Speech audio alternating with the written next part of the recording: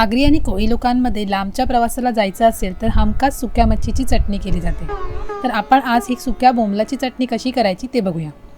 तर इथे आपण 10 ते 12 सुके बोंबील 2 भाग करून घेतले आहेत। ते आता आपण धुवून घेऊया। बोंबील धुवून झाल्यावर आपण ते आता भाजून घेणार आहोत। तर एका पॅन मध्ये बोंबील टाकून आपण भाजायला सुरुवात करूया। हे बोंबील तुम्ही मायक्रोवेव्ह मध्ये सुद्धा भाजून घेऊ शकता, छान कुरकुरीत होतात। आता हे बोंबील कुरकुरीत होईपर्यंत आपण भाजून घेतलेले आहेत। तर आपण आता याची चटणी बनवायला सुरुवात करूया। ही चटणी आपण खलबत्त्यात कुटून करणार आहोत। तर खलबत्त्यात आपण टाकून घेऊया भाजलेले बोंबील।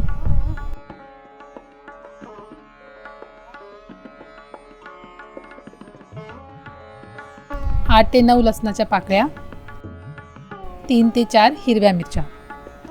हे सगळे पदार्थ आपण खलबत्त्यात व्हिडिओ दाखवल्याप्रमाणे कुटून घेऊया।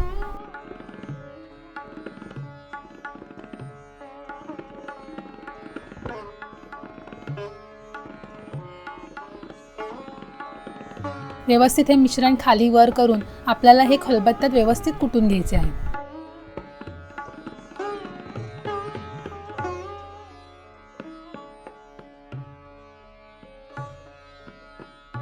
आता हे मिक्सचर व्यवस्थित खलबत्त्यात कुटून झालेलं आहे। तर आपण चटणी बनवायला सुरुवात करूया।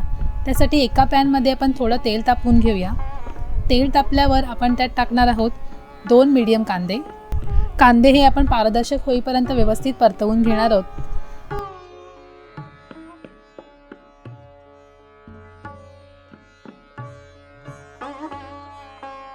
आता कांदे हे व्यवस्थित परतवून झालेले आहेत। तर आपण यात टाकूया अर्धा चमचा हळद, 1 चमचा लाल तिखट पावडर। दोन्ही मसाले टाकून झाल्यावर आपल्याला हे व्यवस्थित मिक्स करून घ्यायचं आहे।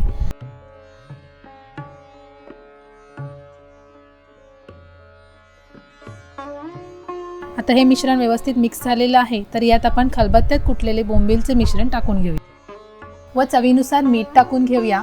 आता हे मिश्रण आपल्याला व्यवस्थित मिक्स करून घ्यायचं आहे। हे मिश्रण आपण 5 ते 7 मिनिटं किंवा मिश्रण पूर्ण ड्राय होईपर्यंत परतवून घेणार आहोत। तर हे मिश्रण शिजलेले आहे आणि पूर्णपणे ड्राय सुद्धा झालेले आहे। तर आपली ही सुक्या बोंबलाची चटणी तयार आहे। तुम्हाला पण हा व्हिडिओ आवडला असेल तर ही रेसिपी नक्की करून बघा आणि आम्हाला कमेंट करून जरूर सांगा। धन्यवाद।